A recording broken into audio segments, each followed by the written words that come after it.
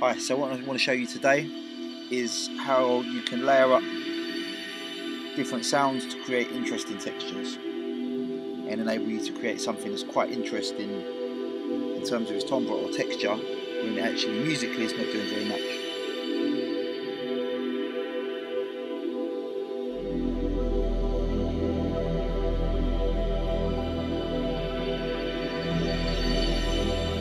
So this is the intro to something I'm working on at the moment.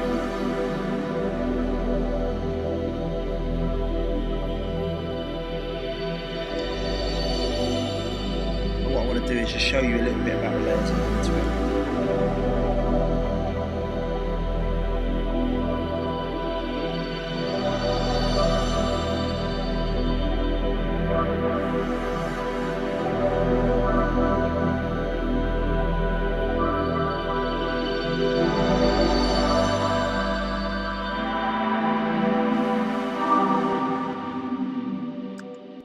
That's where the big bass comes in and everyone dances. Right, so I'm going to turn the volume up a little bit more so we can hear each bit individually. And yeah, I just want to have a quick brief look at it. So the whole thing is built around this yellow building pad. I was given a vocal to work with, so it started from the vocal, which means that I had to figure out like the key and what chords I was going to use, and I worked out that it was the chord of E minor sat underneath it really well, underneath this whole vocal. So what I've got to start with is that is just the 3 notes of E minor here, and then that's another E on top, that's another E on the bottom, and they come in one at a time, which gives it the effect of it building. But don't be tricked into thinking this is something really clever. It's like a 3-note chord, and that is about the extent of my musical ability. So the 3-note chords basically fills up the whole intro. So what I've got is this building pad to start with, this one, and as each layer comes in, so they're just layering 3 notes of a chord to make it feel like it's building, and then there's a lower and higher one coming here.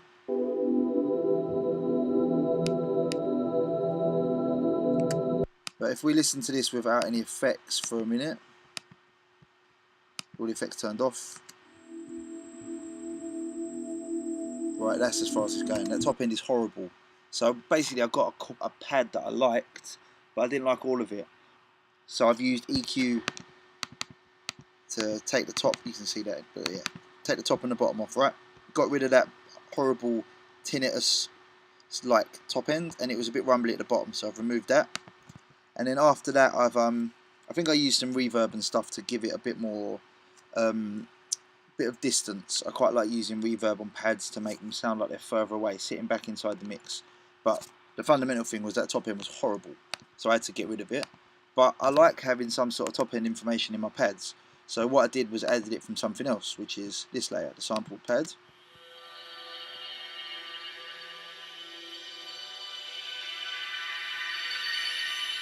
Right, it's all shiny and lovely,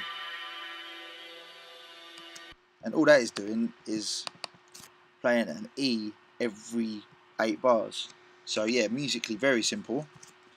If I listen to this one without any effects on it, turn them all off again. It's quite a thick, full sound because this is sampled from I can't remember what the song is, but it's a sample, so it has a lot going on in there anyway. And this is something I do a lot. I like to use samples to create interesting textures rather than synthesizing everything. If you start with a pad that is a sample, you've got a texture that is alive and moves. And what I've done is used EQ. Right, that is, pardon me, that is pulling out the fundamental frequency, because the other pad was already doing that.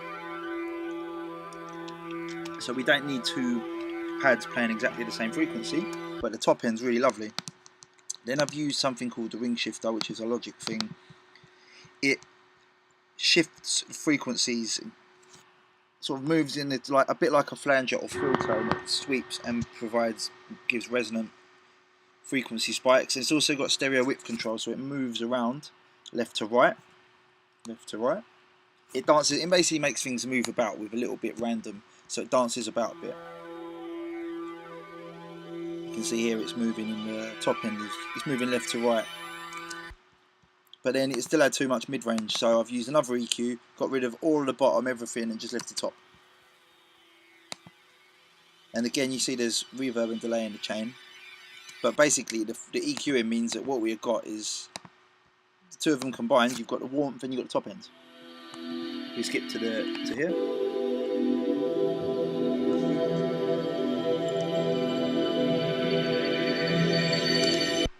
And they sound like they're building together.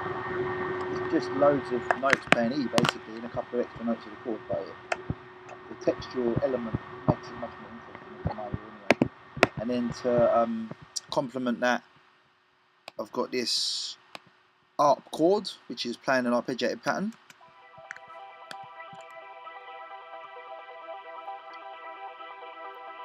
But it's also got like a constant shine happening in the top end.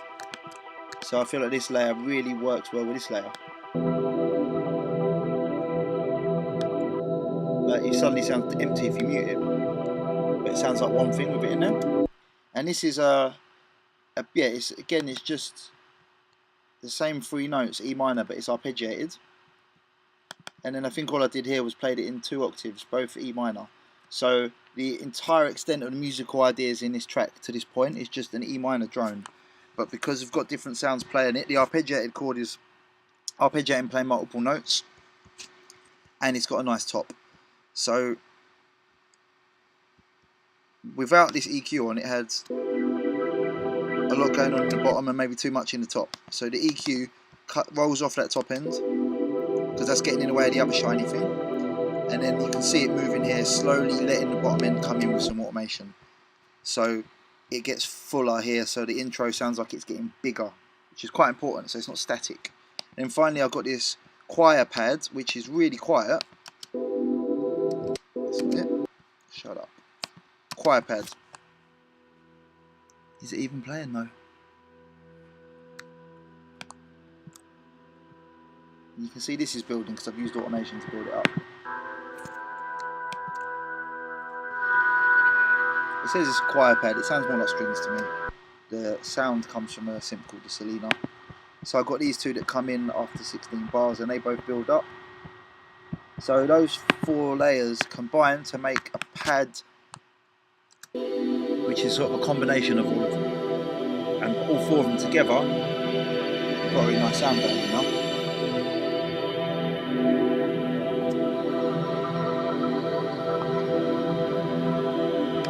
Then that's supplemented by this chord pad, which is, I played a non-affected one first. All the effects turned off.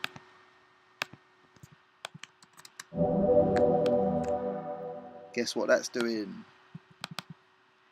It's just more E minor chords, and there's a slight change at the end where the phrase happens, and that came from the bass line that I've written.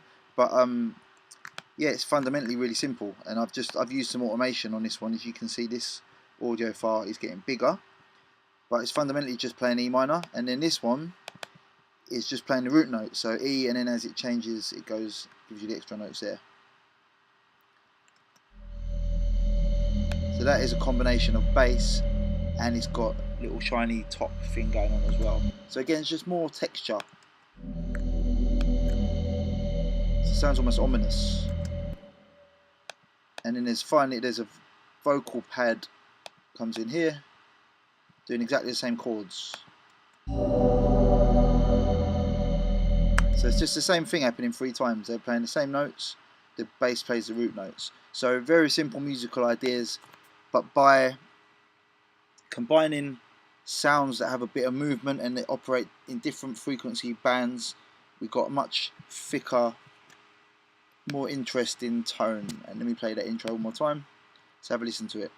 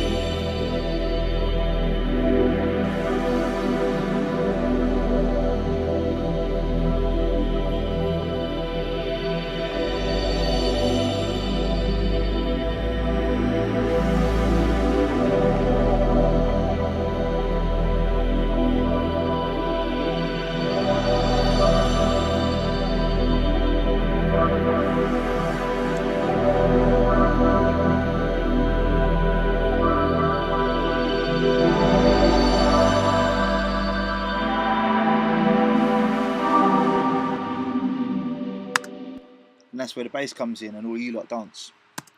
So yeah, the point of this little video is to show you how you can use texture, combine textures, combine layers, make something that is pretty simple musically sound a lot more interesting than just one pad playing a looped chord.